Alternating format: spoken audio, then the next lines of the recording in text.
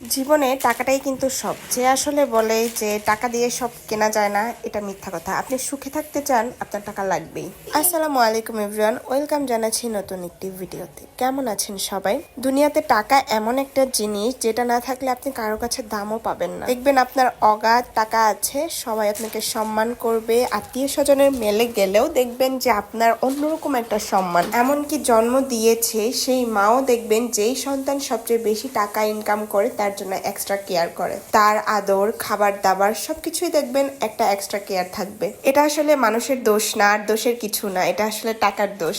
টাকা এমন একটা জিনিস যার কাছে আছে তার দাম আছে, যার কাছে নেই তার দামও নেই। দেখবেন যেই সংসারে টাকা পয়সা কম সেই সংসারে অশান্তিও বেশি। যেই সংসারে টাকা পয়সা আছে সবকিছু ফুলফিল হচ্ছে সেই সংসারে কোনো টু শব্দও নেই। ভালো থাকতে গেলে, সুখে থাকতে গেলে, শান্তিতে থাকতে গেলে টাকার অপর কিছু আর নেই। মোট কথা, টাকার কোনো বিকল্প নেই। কথাগুলো অট শোনা গেলেও এটা হচ্ছে চূড়ান্ত বাস্তব কথা। মার্কেটে যান, দেখেন আপনার যদি একটা সর্বোচ্চ দামের কিছু পছন্দ হয়, তখন যদি আপনার পকেটে টাকা থাকে আপনি কিন্তু সেটা অনায়াসে নিয়ে আসবেন।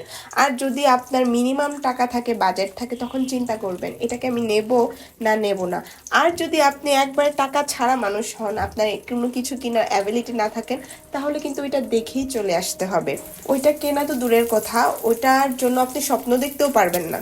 তাই লাইফটা এমনভাবে বানানো উচিত যেন যেটা আমরা দেখছি, যেটা পছন্দ হচ্ছে, সেটা কেনার জন্য হলেও টাকা থাকা দরকার। যারা বলে জীবনে টাকাই কি সব, তাদের জন্য বলছি হ্যাঁ, জীবনে টাকাই সব। টাকা ছাড়া কি কেউ সার্ভাইভ করতে পারে বা পারবে এমন মানুষ আছে আমার জানা নেই। ন্যূনতম ভাবে বেঁচে থাকতে হলেও টাকা প্রয়োজন আছে। আবার সবকিছুর কিন্তু বিকল্পও আছে। যেমন দেখবেন অনেকের অনেক টাকা আছে কিন্তু খরচ করার জায়গা নাই, বা সুখটা যে সে এই টাকা দিয়ে আনবে সেটার কোনো অপশন নাই তার কাছে। এগুলো আসলে এক্সেপশনাল জীবনে থাকবেই। ব্যতিক্রম না থাকলে আসলে দুনিয়াটাই হতো না। দুনিয়াটা এমনই, সবার সবকিছু হয় না, সবার জন্য সবকিছু না। তাহলে তো আমরা সবাই সুখী হতাম, তাই না? এরকম হলে আসলে দুনিয়াটা অন্যরকম হতো। তাহলে আর গুনাহ, পাপ, তারপর হিংসা, বিদেশ, ঝগড়া ঝাঁটি, হানাহানি এগুলো তো কিছুই থাকতো না। সবকিছুর মূলে হচ্ছে টাকা আর সুখ। আপনাদের সাথে আজকে অনেক কথা বলে ফেললাম, আর কথা বলতে বলতে আমি এর ফাঁকে অনেক কাজও করে ফেলছি।